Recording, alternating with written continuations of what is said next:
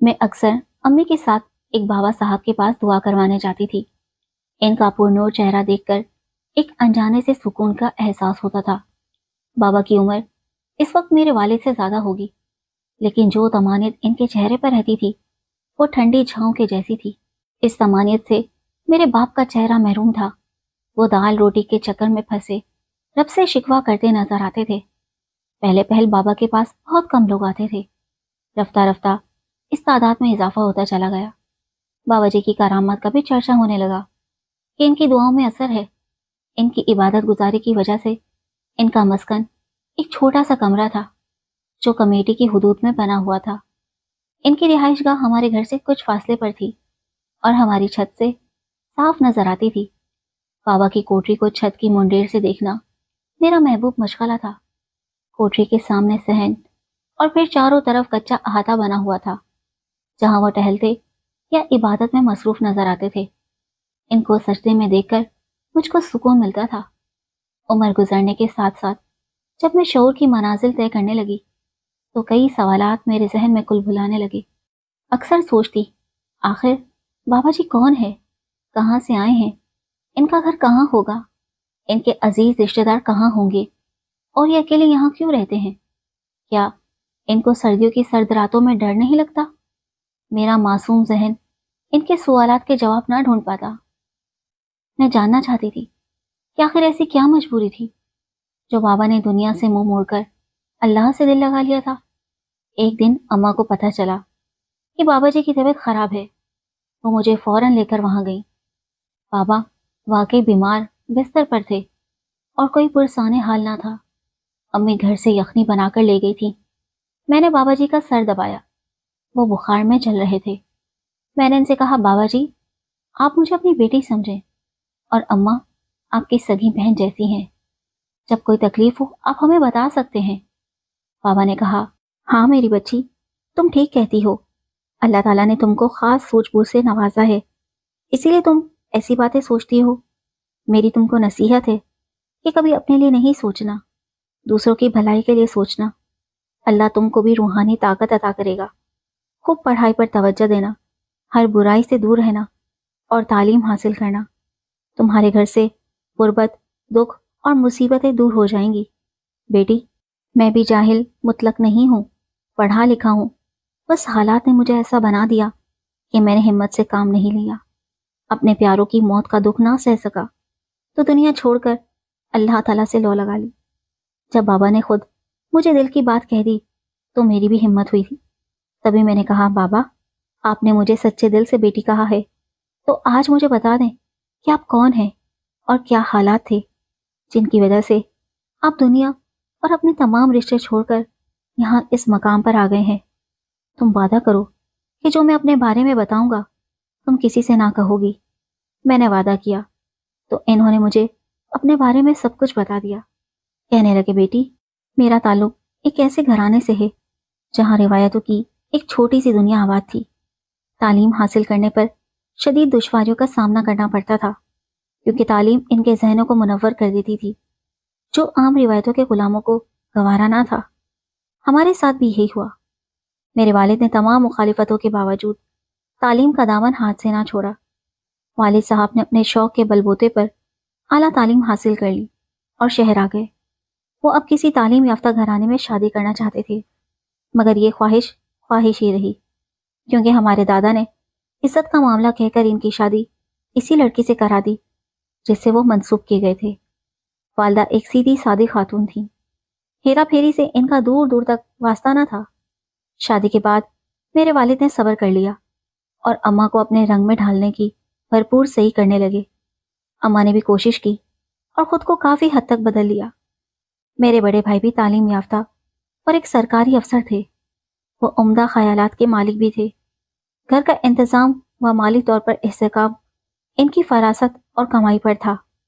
ان کی شادی بھی والد صاحب نے چچا کی بیٹی سے کرا دی۔ یہ لڑکی تعلیم یافتہ نہ تھی مگر دادا کی خواہش پر بھائی منصور کو اس سے شادی کرتے ہی بنی۔ اب صورتحال یہ تھی کہ گھر کی عورتیں ان پڑھ مگر مرد تعلیم یافتہ تھے۔ بھابھی نے آتے ہی ہماری زندگی کو تھوڑا سا مشکل بنا دیا، مگر میرا بھائی صبر اور سکون سے حالات کا مقابلہ کر رہا تھا۔ وہ بیوی کو کچھ نہیں کہتے بلکہ سمجھاتے رہتے کہ تم صبر و تحمل سے رہنا سیکھو، چھوٹی چھوٹی باتوں پر پریشان ہونے یا کرنے کی کوئی ضرورت نہیں، جو بات ہے مجھ سے کہہ دیا کرو، میں خود تمہاری پریشانی دور کر دیا کروں گا۔ بھابھی پر ان کی باتوں کا اثر ہوتا تھا۔ انہوں نے خود کو ہمارے گھر کے ماحول کے مطابق ڈھالنا ضرور شروع کر دیا، تو ان کا رویہ ہم سے بہتر ہونے لگا۔ اب والد نے میری شادی کے بارے میں سوچا۔ اس وقت میں تندہی سے تعلیم حاصل کرنے میں لگا ہوا تھا۔ میرا ارادہ ڈاکٹر بننے کا تھا۔ انہی دنوں میرے چچا زاد کی شادی تھی اور ہمیں گاؤں جانا تھا۔ میں نے 12ویں کے پرچے دیے، ابھی پریکٹیکل باقی تھے، چنانچہ کتابیں ساتھ رکھ لیں کہ گاؤں میں شادی بھی اٹینڈ کر لوں گا اور جب وقت ملے گا پڑھائی بھی کر لوں گا۔ گاؤں جاتے ہوئے میں ہمیشہ پرجوش ہوا کرتا تھا۔ مجھے قدرتی مناظر بہت پسند تھے اور ہمارا گاؤں تو پہاڑ کے دامن میں واقع تھا، جو ہماری بستی پر ایک خوبصورت سائبان کی مانند سایہ فگن تھا۔ ہم شادی سے ایک دن پہلے گاؤں پہنچے۔ ہم کافی لمبا سفر طے کر کے آئے تھے، اس لیے آرام کے لیے اندر چلے گئے، لیکن میں گھر میں بیٹھنے نہیں آیا تھا۔ میں پہاڑ کی طرف چل پڑا۔ ابھی میری رشتہ داروں سے بھی ملاقات نہ ہو سکی تھی۔ اللہ تعالیٰ کی قدرت اور خوبصورتی میں محو چلتا چلا جا رہا تھا کہ اچانک میری ٹکر ایک لڑکی سے ہو گئی۔ آس پاس کے ماحول کا اثر تھا یا وہ واقعی خوبصورت تھی؟ اجلی اجلی دودھ جیسی سفید رنگت، بڑی بڑی کالی آنکھیں اور چہرے پر حیا کی سرخی۔ میں نے اسے دیکھا تو دیکھتا رہ گیا اور وہ ناگواری سے مجھے دیکھتے ہوئے میرے پاس سے گزر گئی۔ مجھے اس کے خد و خال مانوس لگے۔ میں نے وہیں درخت سے ٹیک لگا کر تھوڑا سستانے کے لیے آنکھیں بند کر لی۔ تبھی مجھے اپنے کندھے پر کسی کے ہاتھ کا بار محسوس ہوا۔ آنکھیں کھولیں تو سامنے میرا چچا زاد بھائی کھڑا تھا، جو مجھے گھر میں نہ پا کر ڈھونڈتا ہوا یہاں آ گیا تھا۔ اس نے نہایت گرم جوشی سے مجھے سینے سے لگا لیا۔ ہم اسی کی شادی میں یہاں آئے تھے۔ ہم باتیں کرتے ہوئے گھر پہنچ گئے۔ گھر میں داخل ہوتے ہی میں حیرت اور خوشی سے چلا اٹھا، کیونکہ سامنے وہی لڑکی بیٹھی ہوئی تھی جو مجھے پہاڑ پر ملی تھی۔ وہ مجھے دیکھ کر گھبرا گئی۔ میں نے زمان سے پوچھا، یہ کون ہے؟ وہ بولا، تم نہیں جانتے؟ یہ میری چھوٹی بہن بختاور ہے۔ جب تم لوگ شہر چلے گئے تھے تب یہ بہت چھوٹی تھی، تبھی تم اس کو نہیں پہچان سکے۔ میں نے اس کو بچپن میں دیکھا تھا، تبھی مجھے اس کے خد و خال جانے پہچانے سے لگے تھے۔ اسی دن فیصلہ کر لیا کہ میری شریک حیات یہی لڑکی ہوگی، جبکہ بھابھی کے کہنے سے بھائی صاحب نے سوچ رکھا تھا کہ وہ میری شادی اپنی بیوی کی چھوٹی بہن سے کروا دیں گے۔ بے شک میں بختاور کو نہ دیکھ لیتا تو اپنے بھائی کی بات نہ ٹالتا۔ میں جو کتابیں لے گیا تھا وہ ویسے ہی لے آیا۔ 2 روز بعد میرا پریکٹیکل تھا۔ مجھے میڈیکل کالج میں داخلہ لینا تھا۔ شادی کے 15 روز بعد زمان اپنی بیوی کے ساتھ ہمارے گھر آیا۔ والد صاحب نے ان کی دعوت کی تھی۔ زمان نے مجھے بتایا کہ وہ شہر میں کوئی کاروبار کرنا چاہتا ہے، کیونکہ گاؤں میں تھوڑی بہت کاشتکاری سے گزر بسر نہیں ہوتی۔ میں نے کہا، تم شہر آ جاؤ۔ چچا نے بختاور کو پرائمری تک تعلیم دلوائی تھی۔ اس کی بھی خواہش تھی کہ شہر میں تعلیم حاصل کر سکے۔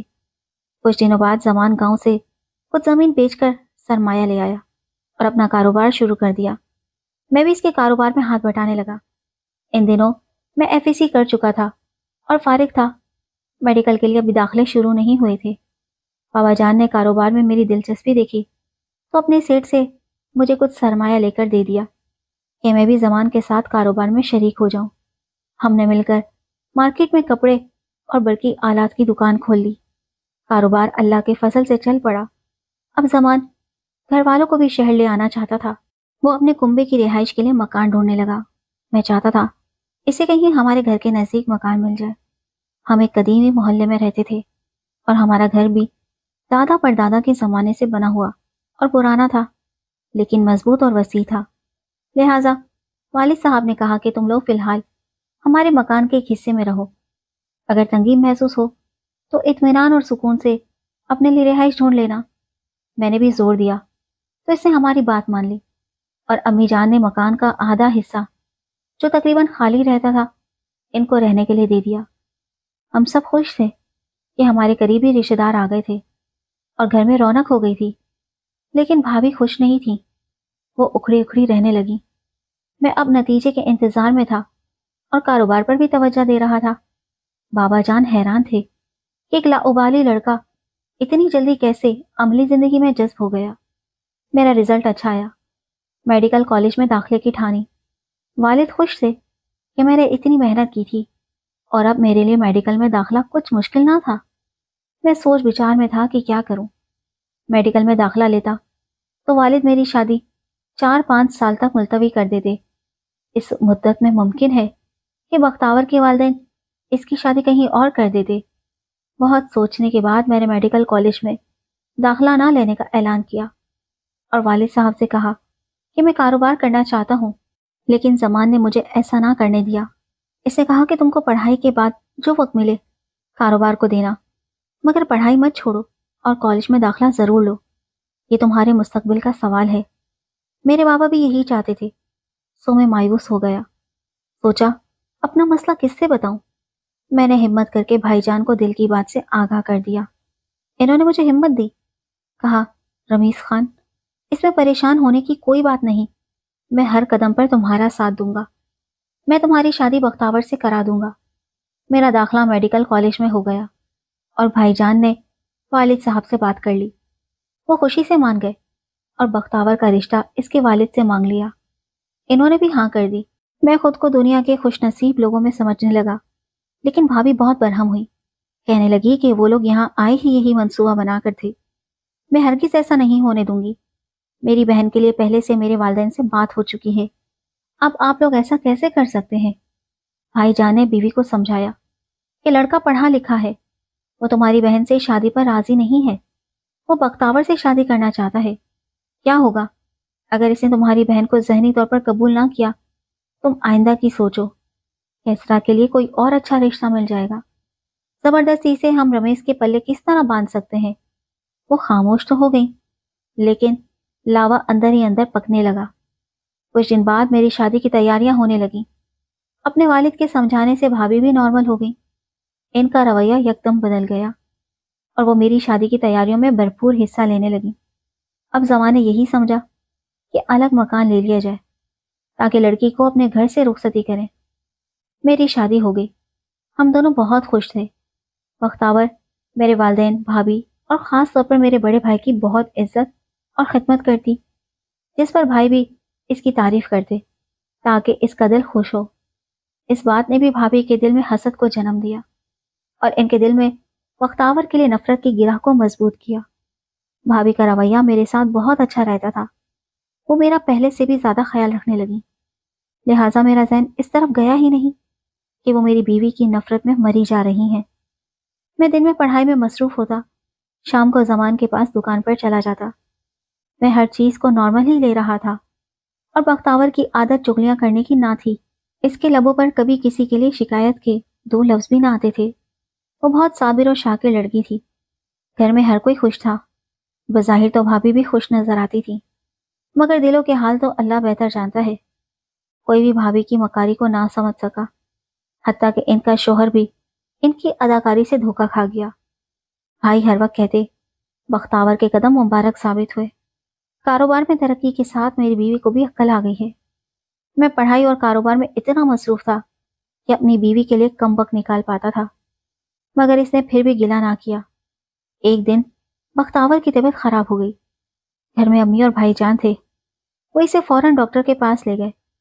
ڈاکٹر نے بچے کی نوید سنائی تو گھر بھر میں مسرت اور شادمانی کی لہر دوڑ گئی، کیونکہ بڑے بھائی جان تو ابھی تک اولاد کی نعمت سے محروم تھے۔ بھابھی اس کا بہت خیال رکھتی تھی، میں مطمئن تھا کہ گھر میں اسے سنبھالنے والے ہیں۔ وقت گزر گیا اور میں ایک خوبصورت بیٹے کا باپ بن گیا۔ گھر والوں کی خوشی کا کوئی ٹھکانہ نہیں تھا۔ بختاور اسے جنم دینے کے بعد سے بہت کمزور ہو گئی تھی۔ بچے کو ماں کا دودھ پلوانے کی بہت کوشش کی گئی، مگر اس نے پینے سے انکار کر دیا۔ بھوک سے بلکتا، مگر ماں کا دودھ اسے بدمزہ لگتا، کیونکہ پیدا ہوتے ہی بھابھی نے اسے فیڈر لگا دیا تھا۔ ڈاکٹر نے کہا کہ اسے گائے کا دودھ پلا سکتے ہیں۔ بچے کو گائے کے دودھ کا ذائقہ پسند آ گیا۔ یوں 3 ماہ میں بچے نے صحت پکڑ لی۔ بھابھی دودھ ابالتی اور رات کو سبھی کو پینے کو دیا کرتی تھی۔ وہ میرے بچے کا فیڈر بنا کر اسے دیتی اور بختاور کو بھی اپنے ہاتھ سے پلاتی، کہتی کہ تم تو ایک کی جگہ 2 گلاس پیا کرو۔ ہم سب ان کی اس عنایتوں اور محبت کے بہت شکر گزار تھے۔ وہ گھر کی بڑی بہو تھی، بختاور بچے کو سنبھالتی اور بھابھی گھر کے بیشتر کام کر لیتی۔ ایک دن وہ حسب معمول تازہ دودھ کو جوش دے رہی تھی کہ چھت سے ایک بڑی سی زہریلی چپکلی ابلتے دودھ میں گر گئی۔ یہ سب بھابھی کی نظروں کے سامنے ہوا۔ انہوں نے دودھ پھینک دیا۔ گھر کی ملازمہ بھی ساتھ کھڑی تھی۔ رات ہونے والی تھی، ملازمہ کام سمیٹ چکی تھی، اس کے جانے کا ٹائم ہو رہا تھا۔ اس نے دھونے کے لیے پتیلے کا ڈھکن اٹھایا تو اس میں کچھ دودھ رہتا تھا۔ وہ بولی، بھابھی آپ نے سارا دودھ نہیں گرایا، اس میں تو چپکلی پڑی ہے۔ انہوں نے کہا کہ پتیلا گرم تھا، میرے ہاتھ جلنے لگے تھے تبھی رکھ دیا، ابھی گرا دیتی ہوں، تم جاؤ، میں خود دودھ گرا کر پتیلی دھو دوں گی، تم کو دیر ہو رہی ہے۔ ملازمہ چلی گئی۔ اب بھابھی نے زہریلے دودھ کو پھر سے ابالا دے کر چھانا، ٹھنڈا کیا، سب گھر والوں کو صحیح والا دودھ ٹھنڈا کر کے پینے کو دیا، مگر میری بیوی اور بچے کو وہی زہریلا دودھ چینی ڈال کر پینے کو دے دیا۔ بختاور کو ذائقہ برا سا لگا، اس نے آدھا گلاس پی کر واپس کرنا چاہا تو بھابھی نے اصرار کر کے زبردستی پلا دیا۔ بچے کو بھی اسی دودھ کا فیڈر اپنے ہاتھوں سے پلا دیا۔ رات کو بچے کی طبیعت خراب ہو گئی، اسے الٹی بھی ہوئی۔ اسپتال لے جانے سے قبل انہوں نے دم توڑ دیا۔ اس رات میں میڈیکل کالج میں تھا، صبح گھر میں کہرام برپا تھا۔ میری بیوی اور بچہ دونوں ہی زندگی کی بازی ہار چکے تھے، کسی کو علم نہیں تھا کہ انہیں کیا ہوا ہے۔ میرے ساس سسر نے پوسٹ مارٹم کرانے سے منع کر دیا کہ ہماری بیٹی کی لاش کی بے حرمتی ہوگی۔ وہ گاؤں کے لوگ تھے، پوسٹ مارٹم کی اہمیت کو نہیں سمجھتے تھے۔ میں میڈیکل کا اسٹوڈنٹ، مجھے شک تھا کہ ان کی موت زہر خوردنی سے ہوئی ہے، کیونکہ دونوں ایک ساتھ کیسے مر سکتے تھے؟ ظاہر ہے دونوں نے ایک سی خوراک لی ہوگی، ورنہ دودھ تو سارے گھر والوں نے پیا تھا، کسی کو کچھ نہیں ہوا تھا۔ بہرحال گھر کا معاملہ تھا، زمان نے بھی مجھے صبر کی تلقین کی اور خاموش کرا دیا۔ کچھ دن گھر کی فضا سوگوار سی رہی۔ ایک روز ملازمہ نے مجھے موقع پا کر چھپکے سے بتا دیا کہ اس روز دودھ ابلتے ایک بڑی سی زہریلی چپکلی چھت سے پتیلے کے اندر ٹپک پڑی تھی۔ بھابھی نے دودھ تو میرے سامنے گرا دیا تھا، مگر اس سے آگے وہ نہ بول پائی۔ میں نے لاکھ پوچھا، کہنے لگی، صاحب جی اس سے آگے میں نہیں جانتی، میں تو گھر چلی گئی تھی، جو بات میں نے اپنی آنکھوں سے نہیں دیکھی کیسے کہہ دوں؟ کسی بے گناہ کی گردن میرے شک کی وجہ سے پھنس گئی تو کون مجھے زندہ چھوڑے گا؟ ملازمہ نے اس دن کے بعد ہماری ملازمت چھوڑ دی اور اپنے گاؤں جانے کا کہہ کر نہ جانے کہاں چلی گئی، مگر کہانی کا خلاصہ بتا گئی۔ کہتے ہیں کہ اکلارا اشارہ کافی است۔ میرے دل کا بوجھ جب بہت بڑھ گیا، میں نے یہ بات بھائی جان سے کہہ دی۔ انہوں نے بیوی کی گردن دبوچ لی۔ بالآخر بھابھی نے اقرار کر لیا کہ انہوں نے غلطی سے چپکلی والا دودھ بختاور اور بچے کو پلا دیا تھا، کیونکہ وہ بقیہ دودھ کو گرانا بھول گئی تھی۔ یہ سراسر جھوٹ تھا۔ بھائی بھی اتنے بے وقوف نہ تھے، وہ طیش میں آ گئے۔ انہوں نے بھابھی کو کرکٹ کے بلے سے اتنا مارا کہ وہ جان بحق ہو گئی۔ میں نے جب ان کے کمرے سے چیخ سنی تو میں دوڑ کر گیا اور ایسا منظر دیکھا کہ دل ہل گیا۔ بے شک میں بختاور سے محبت کرتا تھا، مگر اپنا بھائی بھی مجھے عزیز تھا۔ میں نے ان کو خدا کا واسطہ دے کر ڈیوٹی پر بھیج دیا۔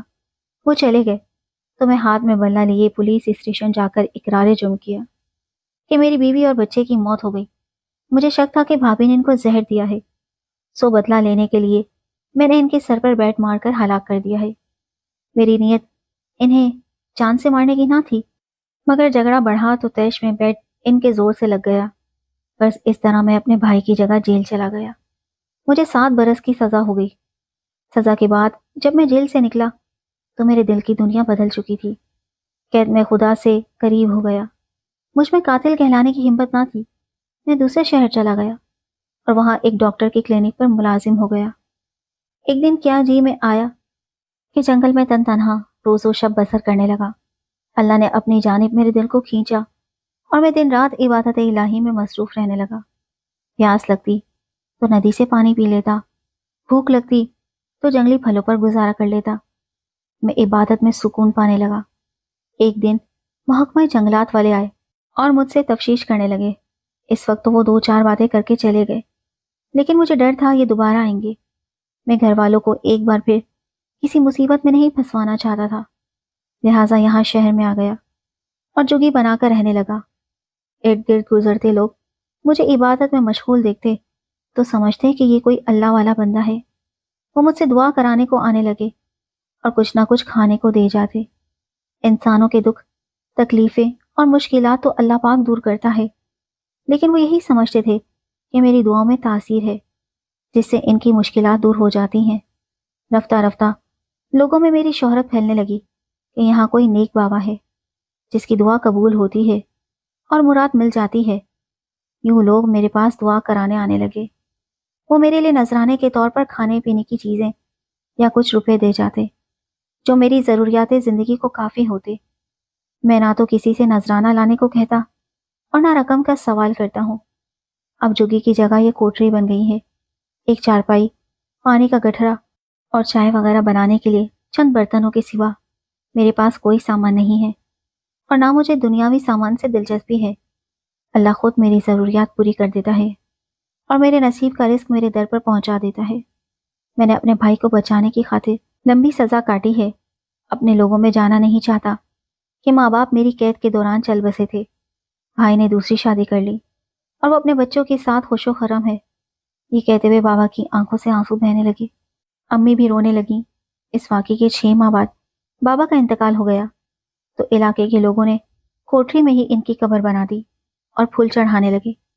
میں سوچتی ہوں کہ شاید نیک بندوں کے مزار اسی طرح بن جاتے ہوں گے، اور جو خلقت ان کے مزار پر روز فاتحہ پڑھنے جاتی ہے، اس کا ثواب تو ان میں دفن لوگوں کو ملتا ہی ہوگا۔ یہ میرے قیاس کی بات ہے، لیکن جو اللہ تعالیٰ کے راز ہیں وہ میرا رب العزت ہی جانتا ہے۔